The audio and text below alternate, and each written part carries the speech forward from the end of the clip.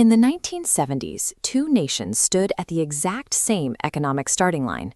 China and India both had populations approaching 1 billion people, and both were struggling with extreme, widespread poverty. At the time, their gross domestic product per capita hovered right around $1,400. But look at this chart tracking their top-line growth over time. They moved together for 2 decades, and then in the 1990s, the paths violently split.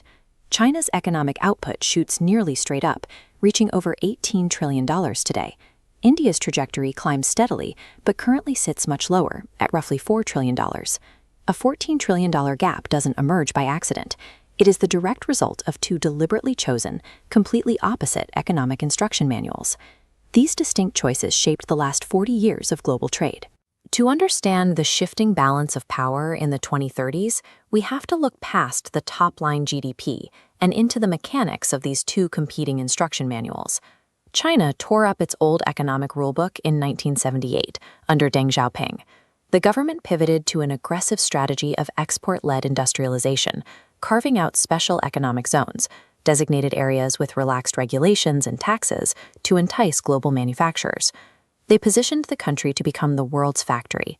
By combining those tax incentives with cheap labor, China attracted a massive flood of foreign direct investment, or FDI, which currently exceeds $160 billion every single year. To support thousands of new factories, the state directed an enormous wave of capital into hardware. They built vast networks of highways, deep-water ports, and entirely new megacities seemingly overnight. The software running this hardware is a centralized authoritarian political system. Without the friction of democratic debate, judicial roadblocks, or local pushback, the Chinese government can plan and execute massive infrastructure projects with ruthless efficiency. This blueprint lifted hundreds of millions out of poverty and built an industrial powerhouse. But it comes with a strict condition. The entire machine only survives if foreign countries keep buying its exports, and the state keeps pouring money into concrete and steel.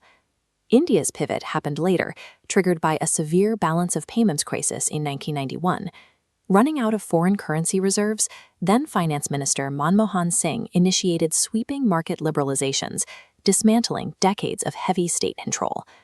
Instead of competing with China on factory floors, India largely skipped the traditional manufacturing phase. They rapidly built a service-led economy, leveraging an educated, English-speaking workforce to dominate information technology, pharmaceuticals, and back-office outsourcing. Rather than relying on state spending and foreign buyers, India's engine is powered by strong domestic consumption from its massive population, with large private sector conglomerates driving the actual development. This visual scale shows the practical difference in their political systems. Starting a formal business in China takes roughly 48 days. In India, navigating the bureaucracy takes 71 days and costs a much higher percentage of per capita income. India's blueprint accepts the sluggish pace of political consensus and judicial oversight. In exchange for the speed of an authoritarian state, it gains institutional stability and legal transparency and free market flexibility. If you look strictly at poverty reduction, the Chinese model was historically highly effective.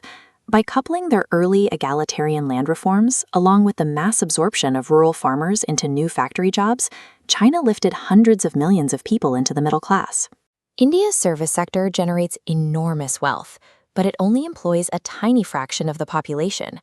Nearly 80% of India's labor force remains trapped in the informal economy, unregulated, low-productivity jobs that offer no safety net.